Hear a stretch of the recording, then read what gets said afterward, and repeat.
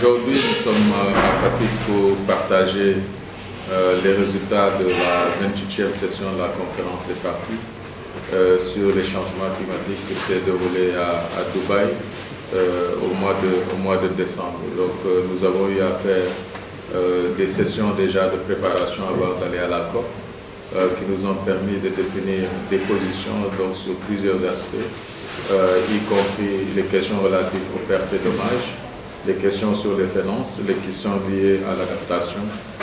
mais également au bilan mondial, c'est-à-dire les efforts réalisés par les pays pour arriver à une limitation donc,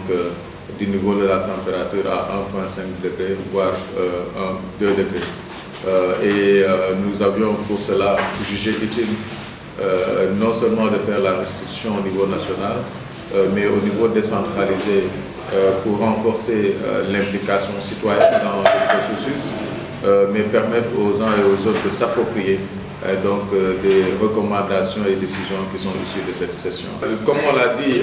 actuellement nous étions à une dimension politique donc de ces négociations, des débats sur le climat. Et présentement, tout le monde est interpellé pour pouvoir mener des actions dans ce sens-là, que ce soit d'adaptation ou d'atténuation, mais lié aussi aux impacts négatifs des changements climatiques pour ce qui concerne les pertes et dommages. Avant tout, avant de pouvoir s'impliquer, il est important d'avoir une compréhension commune donc de ce qui est défini non seulement au niveau international, mais qui doit être défendu au niveau national, notamment au niveau des politiques, c'est-à-dire pour ce qui concerne les contributions déterminées au niveau national, comment engager les uns et les autres, décentraliser, territorialiser, mais renforcer aussi l'inclusion dans ce processus-là. Donc pour ce qui concerne les options d'adaptation, qu'est-ce qu'il en est? Tantôt on parle souvent aussi de l'adaptation basée donc, sur les écosystèmes qui sont des approches, les questions relatives à l'agroforesterie, sur lesquelles les acteurs non étatiques essentiellement travaillent, la gestion durable des terres, et il est important pour nous, pour arriver à un bilan mondial exhaustif sur les changements climatiques, de prendre en compte les efforts des uns et des autres, y compris des acteurs donc, qui sont sur le terrain, que ce soit pour ce qui concerne l'adaptation, l'atténuation ou les pertes et dommages. Et nous pensons que tenir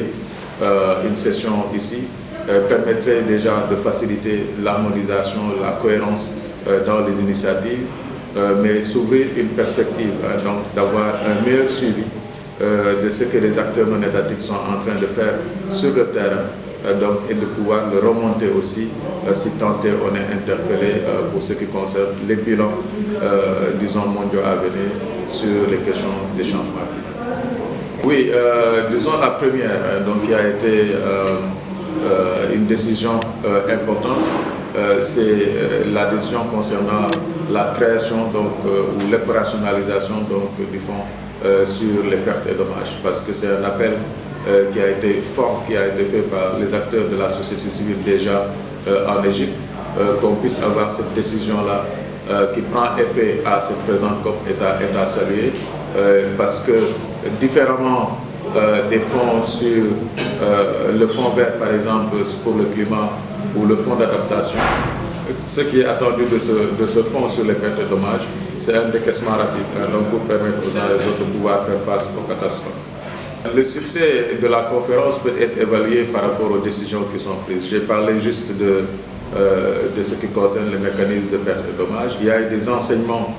qui ont été tirés par rapport au bilan, donc c'est-à-dire relever ou rehausser l'ambition au niveau des pays, surtout pour ce qui concerne la transition donc, énergétique. On parlait souvent de sortie, et la société civile a milité pour la sortie, donc pour ce qui concerne les énergies renouvelables. Maintenant, ce sera un processus donc, qui implique ces questions-là de pertes et dommages, mais il est acté la question de la transition, le financement, donc on revient toujours sur les questions de pertes et dommages, mais aussi, disons, le réseau de Santiago qui implique tous les acteurs, c'est-à-dire pas uniquement les pays partis, tous ceux qui ont une expertise pour pouvoir aider les pays à éviter les pertes et dommages, à minimiser ces pertes et dommages-là et à répondre aussi à ces pertes de dommages s'il s'agit donc d'y faire face. Une nouveauté s'il y a déjà, il faut se dire que le lieu ou le contexte de la conférence était, si je peux dire, un contexte tout à fait original, si je peux dire original, parce que nous connaissons tous les Émirats comme étant un pays producteur, mais sur le plan diplomatique quand même, ils ont fait en sorte de pouvoir sortir de grandes décisions. Et l'une des grandes décisions, c'est qu'à l'entame d'une conférence, on puisse s'accorder sur quelque chose, donc la création du mécanisme, la sortie progressive des énergies renouvelables, elle a considéré. Les questions concernant des transitions, on en parlait peu, ou bien seuls certains pays portaient cet aspect-là. Et je pense que c'est acté au niveau des textes pour que les uns et les autres au moins puissent s'inscrire dans cette dynamique-là. Des actions d'ampleur, parce que nous savons tous que dans cette dynamique de diplomatie, si je peux dire ainsi, les pays sont souvent limités donc, par rapport à les actions qu'ils doivent mener. Mais s'il y a un plaidoyer, un lobbying qui est mené au niveau des pays, surtout les pays développés, c'est souvent les acteurs de la société civile qui les engagent. La question, comme je l'ai dit tantôt, des pertes et dommages était juste considérée au niveau des différents textes, des différentes initiatives, mais dans le cadre de la conférence, n'était pas un sujet. Donc la société civile déjà a permis à ce que ce soit inscrit lors de la COP27 et que, disons, on puisse avoir, partant de là, disons, ce mécanisme donc, de financement. Sur les questions, par exemple, concernant la sortie sur les énergies fossiles, la société civile a tapé quand même sur la table et qu'on puisse au moins de façon progressive aller vers cette transition-là et une initiative à saluer. Maintenant, pour ce qui concerne les financements surtout, pas uniquement les pertes et dommages, mais les questions d'adaptation,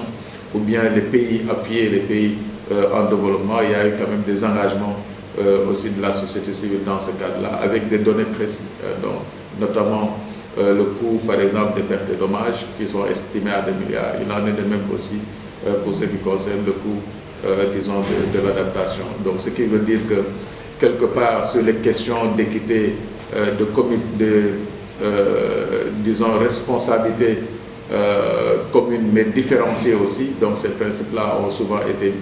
mis en avant, surtout pour ce qui concerne la question donc,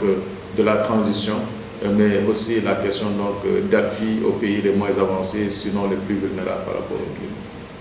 Le défi majeur à relever, c'est au moins de pouvoir domestiquer les décisions qui ont été prises. En parlant de domestication, ce qui est certain, on va arriver à l'estimation des coûts des pertes et dommages, et les pays devront se préparer à faire des études approfondies pour avoir des données quand même fiables qui puissent permettre au moins d'avoir, disons,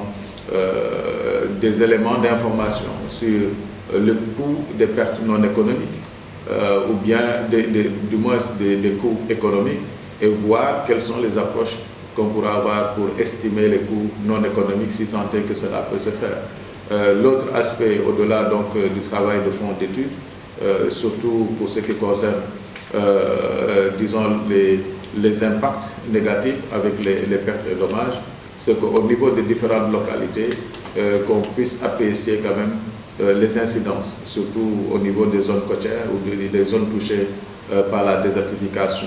la salinisation des terres. Il faut qu'on ait davantage, beaucoup plus d'informations à ce niveau-là. Et partant, arriver à avoir aussi une stratégie spécifique sur les pertes et dommages. Parce qu'on parle souvent des pertes et dommages, mais il n'y a pas suffisamment d'informations ni de stratégie, parce qu'on ne peut pas prétendre mettre en avant ces mécanismes-là alors que ce n'est pas suffisamment priorisé au niveau de nos pays. L'autre aspect, partant de ce qui découle de la conférence, c'est qu'il faut qu'on arrive également à avoir des fonds d'urgence au niveau de nos pays, c'est-à-dire pour pouvoir canaliser les financements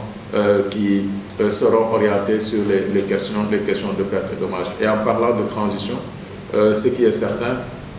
l'aspect technologique est assez important. Je le disais lors d'une de mes interventions, c'était à New York, que oui, nous voulons nous inscrire dans la sobriété carbone, mais si on ne met pas aussi à notre disposition des technologies appropriées pour passer vers, disons, les technologies propres, c'est-à-dire utiliser les énergies renouvelables, on va faire comme business as usual, c'est-à-dire ce que nous maîtrisons, c'est ce qui provient surtout des énergies fossiles, avec cette forte industrialisation qui est connue au niveau de différents pays et qui a permis tant bien que mal un certain développement. Nous souhaiterions aller vers, disons, la sobriété carbone, mais pourvu qu'il y ait cette solidarité internationale à mettre à disposition ou à appuyer, disons, nos pays à aller vers ces technologies. Disons, le message à apporter, c'est qu'il serait bien qu'on garde en ligne de mire notre objectif. Notre objectif à tous, c'est d'arriver à la limitation donc, du niveau de la température à 1,5 degré. Et cela demande à ce qu'on y aille ensemble, y compris les pays développés comme les pays en développement, mais ne pas oublier que le travail que nous sommes en train de faire doit contribuer davantage au développement durable, mais surtout à l'élimination de la pauvreté.